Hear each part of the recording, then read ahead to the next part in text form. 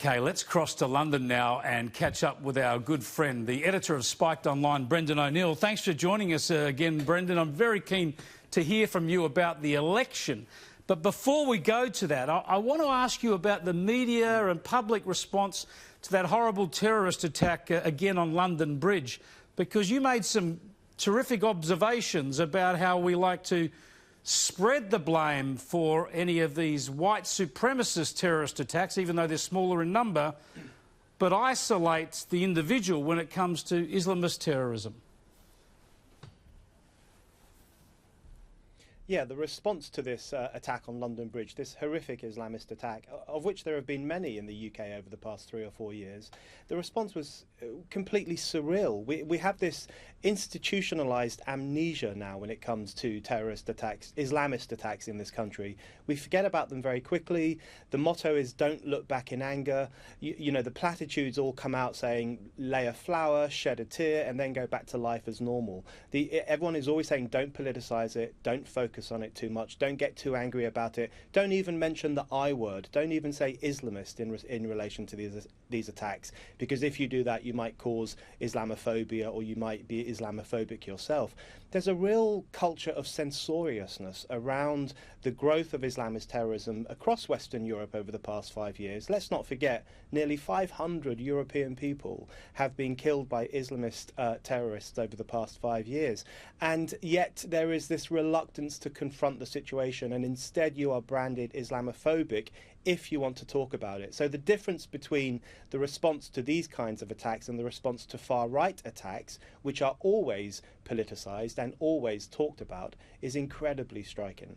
Yeah, when there are far-right attacks, and there have been some absolutely deplorable far-right attacks, of course the one in Christchurch, but generally in our society, in Australia and the UK, they are rarer. But when they occur, not only are they politicised, but we are encouraged to all accept the blame. This says something about all of us.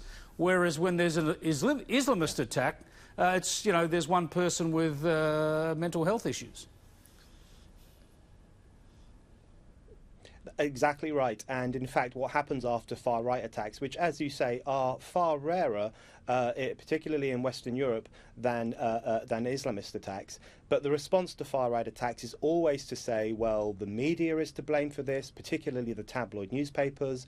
Right-wing commentators are to blame because they talk about issues like mass immigration. Anyone who's ever criticised any aspect of Islam is held up to blame if Muslims are attacked. There is this desire to blame the whole of society, particularly those on the right, particularly those who have certain political viewpoints. Whereas when an Islamist carries out an attack, he's almost treated as a victim himself. He's almost treated as someone, you know, the argument is that this guy, maybe he suffered some Islamophobic abuse. We were told that the London Bridge attacker was bullied at school. And so the emphasis becomes much more on the poor little terrorist who needs therapeutic help and de-radicalisation, and not the anger of the community. So absolutely right. There is this desire to blame far-right attacks on the whole of Western society, particularly the right-wing elements of it, whereas Islamist attacks, the whole emphasis is on forgetting it as soon as possible and just moving on without having any discussion about the problems in our society that might be contributing, the divisive culture of multiculturalism in particular, which might be contributing to these kinds of attacks. Only a few days away from the election now, so much of this debate centring around Brexit, and you've talked before about how the Brexit issue was really a contest between the will of the people, the will of the mainstream Brits against the political media class. How has the coverage of the campaign played out? Has the media in the UK accepted that this is a fair contest, or are they still very much sprouting for their Remain ideal? There's still the liberal media in particular, the broadsheet media and most of the broadcast media are very much still in the Remain camp. The coverage of this election is quite interesting. It really is. People are either pro-Boris or anti-Boris.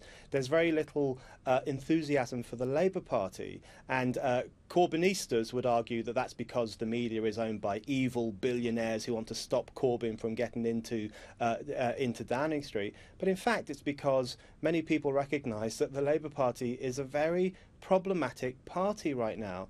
This is a party that has turned its back on its own working class voters, who it now looks upon with utter contempt, has turned its back on democracy and now wants to overthrow the largest democratic vote in history, the vote for Brexit, which has turned its back on Jewish people, and there is a subculture of anti-Semitism now in the Labour Party.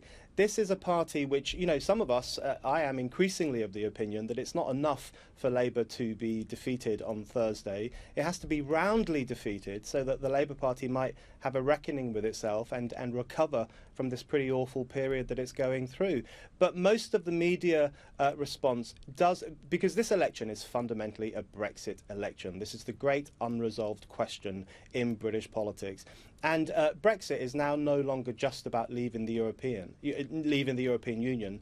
It's a test of whether democracy in this country works. If Brexit doesn't happen, then it looks like democracy in this country doesn't work.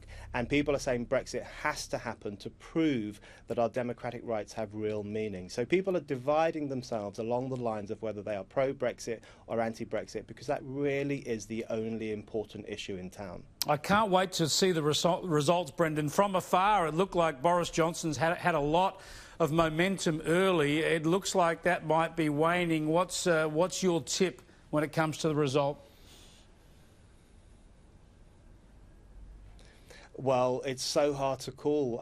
You know, British politics has become unpredictable in an exciting way. But, you know, the huge YouGov poll that takes place halfway through the campaign, which is traditionally the most reliable poll, that predicted a very large majority for Boris Johnson, and it predicted that Labour would lose seats in its working class heartlands.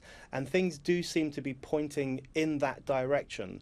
I think the most interesting thing about the result will be the collapse of the working class vote for Labour and the shift of working class voters to the Tory party, which will be a very new phenomenon. I think we are witnessing a political realignment in this country. We are seeing people turning away from the parties they traditionally voted for and taking a chance on a new party.